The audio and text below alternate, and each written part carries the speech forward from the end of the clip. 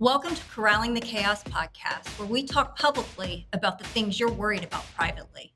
My name is Angela Alea, and I'm your host. This is the event industry podcast for companies and crew, where we're going to dive deep into things like, what does our industry need that it just doesn't have? What are the things you want to know, but you're just too afraid to ask? And what are the biggest opportunities ahead for our industry? We're going to go deep, and nothing is off limits.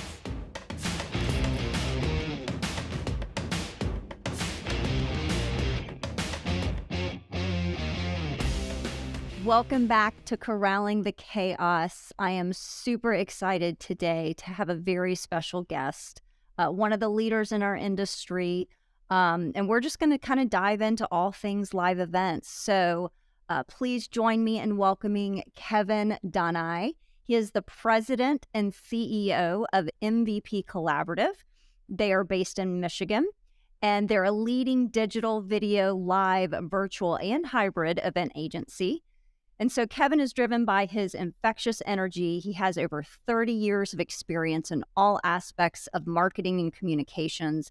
He's highly regarded as a servant leader, which we are absolutely going to dig into. And he can motivate his team to deliver programs beyond clients' expectations. Clients and colleagues value Kevin's unique blend of strategic brand insight, creative capacity, and disciplined attention to detail. So welcome, Kevin. I'm so grateful that you are here with us today. Well, thanks for the nice introduction. Yeah, so I want to talk about this concept of servant leadership. It's something I think a lot of companies throw around, but it's sometimes hard to exemplify, right? Because it means, it takes sacrifice and it means something different to everybody. So what does a servant leader mean to you, and how has that impacted your business at MVP?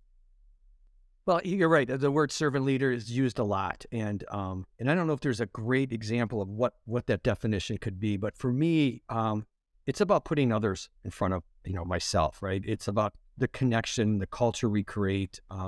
I started in this industry as a video producer, right? So I started as a video producer, worked my way up. I came to MVP. As a video producer, had no intention ever about becoming the president and CEO of the company. Over time, the one thing I did was just learn to connect with people, right? And always be willing to roll up my sleeves, jump in there, serve others, put others in front of myself. And I saw my career path just kept escalating, moving different positions. And for me, it was always this idea of always go where you're most needed, right? I have this philosophy, and I believe that in life, I believe that at work, sometimes it might be, hey, we need you on this job for a week or a month, or sometimes it's, we need you to career change, go here for a year. But if you go there and you give it your best effort and you serve the people that you're with, great things will happen. And that's what I did. And my career escalated and moved up to one day was the president and CEO of the company. And I've never lost that connection, right? I hear people talk about, hey, I'm the guy that walks in the back room where they're loading up a truck, and I'm willing to say, hey, do you guys need a hand? And it's not just, do you need a hand? I'll actually, help them do something, right? So it's just showing that everybody on our team we're equals. I mean, we're all in this together. Nobody's higher than somebody else, in my opinion. Everybody just has a different role. Could not agree more. When I think of some of the strongest servant leaders I've had the pleasure to work with and work for, I think that they have empathy. They have the ability to take themselves out of their shoes and put themselves in somebody else's and really feel where they are. Like in that example, like, hey, the truck needs to be loaded or unloaded and there's a big job ahead of them. How meaningful, right? It's such a small gesture to step in and do it, but it means so much to them knowing kind of what they have ahead of them. And so that's one thing. And the second thing I think of is the ability to just go meet people where they are, and being sensitive to the needs of those around you. So you definitely have a reputation for that. And so I think our industry does a good job with that. We're always looking for more, but I think, anytime we can be sensitive to the needs of others around us, and it's not just our client, right? It's our colleagues. It's the people that work under us, above us. It's really everybody, right? Title really doesn't matter at that point. So I think that's great. If you could change, Kevin, one thing about the live events industry, what would it be? I think it would be about certainly post-pandemic, it would be about clients better understanding the rising costs of events, right? We're seeing just the sticker shock that people are doing a live event in 2022 and 2023 compared to 2019. And there's just so many different reasons and variables of why. Just you think about just food and beverage, right? It's like what it costs to do food and beverage on an event in Las Vegas is just through the roof what it used to be in 2019. So that alone is a sticker shock. And then you think about the technology, the cost of doing a hybrid event, right? So you do a live event and you're still in person, that's great. But now there's a hybrid, component. So that costs more money. So everything has gone up. And I think that the clients are in this sticker shock mode, and it's concerning because they start right away to go, okay, we got to cut. And you Yeah. got to feed people, right? So you can't cut that. So all of a sudden what happens in our industry, we start to see things like, do you really need a backup projector? Do you really need these Right. backup things? And do we really need that many people on site? And you start to sacrifice what could be quality. So it's just trying to get our industry and our clients to understand a little bit better about, the cost has gone through the roof, and it's hard to, there's ways to manage it, of course, but we're seeing a lot of sticker shock right now. How does our industry play a part in educating the end client? Like, how do we help them understand? Yeah, I think it's just walking them through the whole process, right? Like letting them understand from the start of the project to the end of the project what those costs could be, right? It's just about education, and I think more and more we're seeing detailed breakdown of budgets, right? So where are these costs coming from? Where before, maybe it was easy to say, here's pre-production, on-site and costs, and you had these buckets of costs. Now we're seeing clients say, hey, can you help us break this down? And we're doing it intentionally, going to say, well, here's where we're seeing it, and also educating them a little bit of where there could be some cost savings, right? How Yeah. could you leverage some of this and different ideas and techniques? So I think it's all around Yeah. education. Yeah. So being transparent with the pricing and then being consultative and making recommendations on, hey, if this is your budget, I wouldn't recommend cutting this corner, but this is really kind of the only corner you have to cut. And here's the impact of what that cut is going to look like.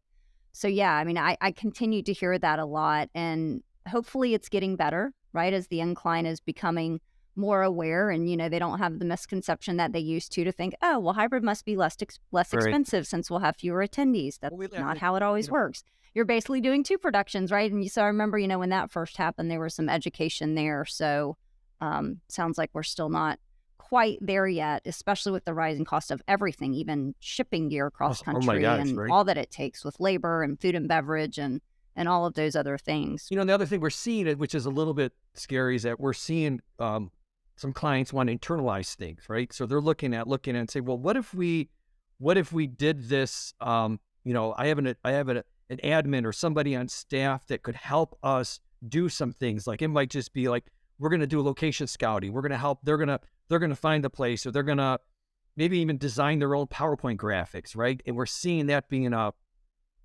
scary thing, because they're certainly not qualified, and it's an easy way to cut costs, but in the long run, it really isn't.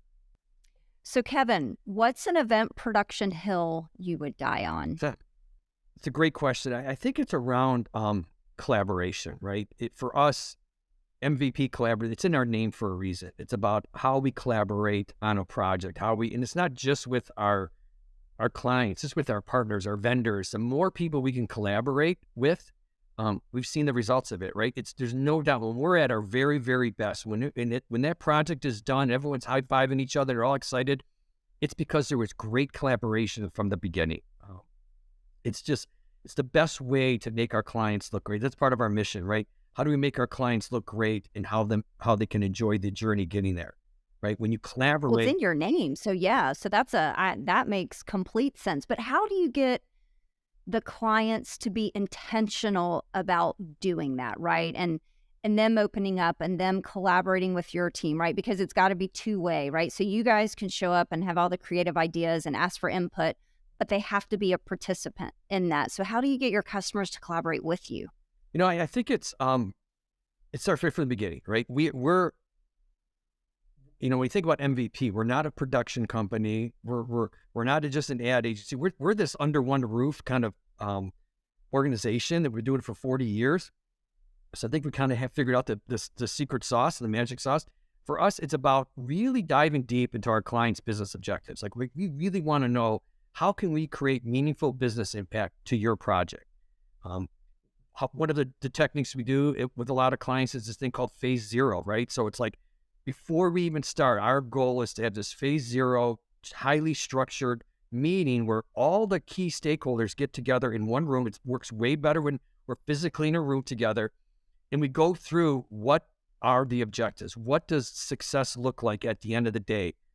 And if you can get alignment on that, right? So if you get everyone aligned on that early on in the process, my goodness, there's no, you can just see the collaboration start to kick in, right? So everybody knows, like, these are the objectives. And so you could convey those to your key partners, right? So when you're hiring somebody, it's like, hey, by the way, this is what we want to do. This is the reason why we want to have a quick lunch, because of this reason. If everybody's on the same page, it's amazing how great a program can be. And it's just something that we've learned over the years, and it's often skipped, right? A lot of companies just skip it. Like, let's get to tactics. Let's get to figure out what it is without taking that step back. That's what we call it, phase zero. Like, we got to get back to zero. Let's move back one step and let's talk about what this could be. Yeah, I love that you call it phase zero. You're right, because so many people are anxious to get in, and you've got to set the table first, right? You've got to have the foundational things there first, because that's what dictates phase 2, 3, 4. It's all built on phase zero. And it begins to come apart if you're not taking that extra step. So I love that. And I love that collaborative is in your name. So it makes sense. Well, in your opinion, what should all event companies be doing at this very moment that they probably aren't? I think it's if you're looking at pure event companies that are handling the project management side of it, I think it's about being conscious about the attendee experience. Right? It's what does that attendee experience? It's always been something at the forefront. I think post the pandemic, it's now more critical than ever, right?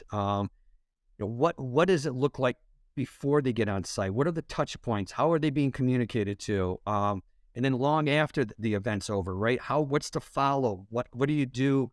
When those people are on the plane and they're driving, their attendees are flying back home. What do you want in their brain? Like, what do you want them thinking about? So it's like, what does that whole experience look like? And then I think of often like, now here we are, 2023, how precious our time has become, right? As humans, right? Or we started to realize like what we missed out in those, in 2020 and 2021 and all those family gatherings. And now all of a sudden here we are in 2023. It's like our time has just become more precious than ever. And we're seeing where events, where people can, have you heard the term bleisure in events? No. Right? So tell me about that. It's this concept that's really getting a lot of traction, right? And we've used it with our clients. It's really about mixing business travel and leisure travel together, right? Everyone has done that before in the past, but now I think it's more and more you can embrace it, right? So if you're going to go fly to Phoenix for 3 days, as a brand, as a client, if you offer that up, say, hey, by the way, we've extended the stay an extra 2 days at a reduced cost, so you can get the hotel room. We also have an event that people can do on a tour, or we've set up golfing or something, where people now look at it and say, I'm okay with traveling 2 or 3 days, because I'm going to extend my leisure vacation, with that and enjoy that a little bit. So it's this leisure thing that's like, you're hearing it more and more. I know hotels are jumping on board on that because they want people to stay, right? So we've worked with clients on that and thinking this is a great tool. Like, don't use it as people think, oh, it's a boondoggle. They consider it a boondoggle. I'm going to go fly out for 2 days and go golfing. Well, no, it's not. It's being conscious about the attendee experience, going, these people have to make a decision. Am I going to show up?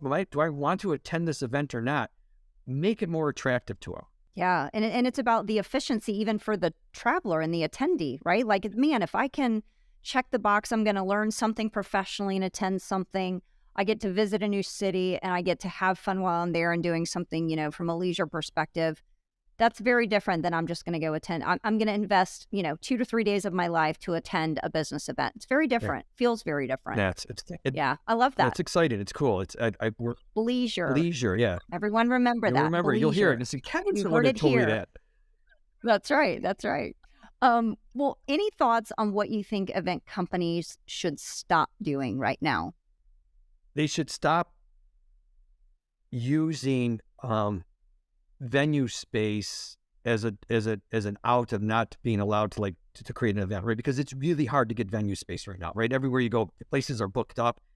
Everyone wants to get these events. All events they did do during the pandemic, they're catching up, and so we're seeing like when we can't find locations or somebody can't find a location. We're getting out of the ballroom is really, really cool. Like, how do you make it something that we've always done? Like, Literally thinking outside the right? box. It's like you don't Literally. have to Yeah. be in a ballroom to do your event, right? To get people together. There are cool locations that people actually desire and want to be part of, right? We've been doing it for years. I'm seeing this as a now almost an excuse of like, well, we can't do an event, especially for clients, because we can't find a great location. It's like, well, you don't really necessarily need it. There's ways around it. There are cool venues that you could be doing stuff in. I mean, from anywhere from an arena, right? I mean, it's really neat. We've done events, on the field at the Rose Bowl, right? We've done event where we're in part of using a locker room at a stadium. It's really, really cool because it also creates a great attendee experience. Like, I want to go to that event because I'm going to be on the field at the Rose Bowl. That's pretty cool. I love that. Yeah. Yet again, checking more boxes for the attendees, right? Not only do they go to the event, they get to see behind the scenes in the locker We get room, a right? tour, The right? experience of it. Yeah, it's really cool. Yeah. I love that. All right. So thinking bigger, stop thinking just venues. Reimagine what the experience could be outside of a ballroom. Got it. Well, what's one thing that has always been done this way in our industry that you think it's time to be reevaluated? I feel like our industry has done so much of this reevaluation in the last couple of years, but what's something that, our industry continues to say, well, that's just the way it's always been done, that we should reevaluate? I think it's about content, right? You do a business meeting, they want to do something around it, and it's content driven, right? And content is king, especially when you look at the virtual audience. When you're going to do a hybrid thing, the content can't be the same. Your virtual audience cannot be the same as your in-person audience with content. We've seen a lot of organizations just do that. Say, hey, we're just going to live stream our event to our virtual audience. The ones who can't attend it, they can get it. Well, it can't be that way, right? So the content has to be driven. When you're sitting in a grand ballroom or wherever your location is at, and there's energy there, right? There's music and there's lights moving and you feel this thing and you're talking to people. There's a ton of energy. Watching that live stream of the exact same thing is deadly boring, and people just don't tune out. It may be on, their camera may be on there and they're watching it in theory, but are they really? They're not. They're not paying attention. They're doing 10 different things. So I think people have to really look at content in a different light, right? And again, about this whole time being precious, right? Do you really need 200 PowerPoint slides to get your message through, right? Can you change the content? Can you do more storytelling? Can you do more role playing, whatever that is, to get people more engaged, to understand the content versus let's look at slide chart number 17 in this bar graph, right? I think that things have changed. I think times have changed and people want to be more engaged, more activated, and more stimulated. And I think content does that, is the key. Yeah. Yeah. I also think about creativity. I continue to read article after article after article, as maybe we're going into a recession, maybe we're not. That's up for debate. Everyone has a different opinion. But, with these big tech companies doing layoffs, and it doesn't matter whether you're a SaaS company, a healthcare company, an event production company, an event agency, they keep saying the companies that will win and weather the storms are the ones that get creative with their clients, right? It's rethinking the content. It's talking about things differently. It's thinking outside the box. And so to your point, content is king, and all around that is the creative aspect of it. And so, I mean, certainly events have evolved. And if you think about what events looked like even 10 years ago, we've evolved significantly as an industry, not just the capabilities, but the expectation. The bar just continues to get raised and raised every year. And so you're right. We should never get satisfied with pitching the same idea, the same process, because it's easy, Right. right? Because easy doesn't win the day. It's thinking outside the box, and the creative ones, the creative pitches, those are the ones that win. That's what people are looking for, is how do they raise the bar for their attendees? So I love Yeah. that. One last question for you, and I love to ask all of my guests this, but what is your hope for the live events industry? That we never really see what we saw in 2020 and 2021, right? To see both, we're big into business events and consumer events. So our business was all around in-person interaction or human connection. My hope is that we keep moving forward to continue with that human connection, interaction. Did the virtual events play a place during the lockdown? It did, right? It served its purpose. I think everybody tried a different technique and trying to make it more interactive and do all these cool things. And the fact is, these virtual chat rooms, and we tried them all as well, right? And the fact is, it didn't really work, right? Because the one thing that was missing was that human interaction, that human connection. Yep. It's Never going to go away. right. And as humans, I think we need that more and more and more. And my hope is that organizations and brands see the value of what that means, bringing people together, the camaraderie. If it's all about just showing them a PowerPoint deck and that's it, then sure, do it virtually. But if you want that interaction, you want that bonding, you want that people to go home and think, I'm an ambassador, I'm a fan of our brand, I'm glad I went to that event, then I think we gotta keep people back together. We got to be doing these events. We can't let them slide. And I know cost is an issue for some brands. We just have to figure it out. Take those marketing dollars from someplace else and shift them over to that, because having engaged employees and an engaged audience is priceless. Yeah, I would love to see some of the studies, and I'm sure they're out there being done now as people continue to evaluate the effectiveness of a virtual versus an in-person, and you just hit the nail on the head. The goal, especially if it's a user conference, right? You want to create brand ambassadors. You want people to fall in love with your brand, be loyal to it, be fired up about it, carry that flag with them.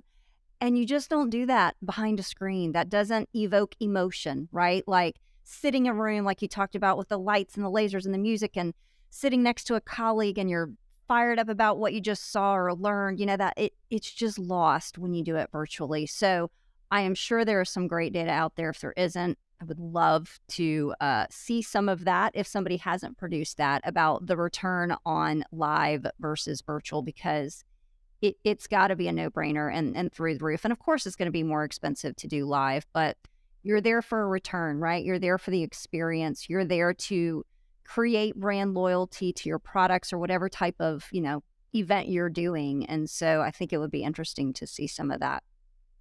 Well, you've been great, Kevin, to sit with us. I know our audience always loves kind of getting some insight into the mind of a lot of the leaders within the industry. And so we appreciate you taking the time to sit with us and kind of share what you see happening, what you hope that some of the things will stop, and just kind of what you hope for the industry. So thank you so much for sharing your insights with us. We appreciate it. Well, thank you for having me on here. This has been great. I love this conversation. It's fun. And as you can see, I'm very passionate about the business we're in, right? It's great. Yeah. And, I think, we're very blessed to be in this industry. Absolutely. Absolutely. Well, thanks again. And if you all like what you hear, be sure to subscribe to Corralling the Chaos podcast. And if you have any questions, comments, feedbacks, or ideas for upcoming shows, reach out to us at podcast@lasso.io. Thanks, everybody.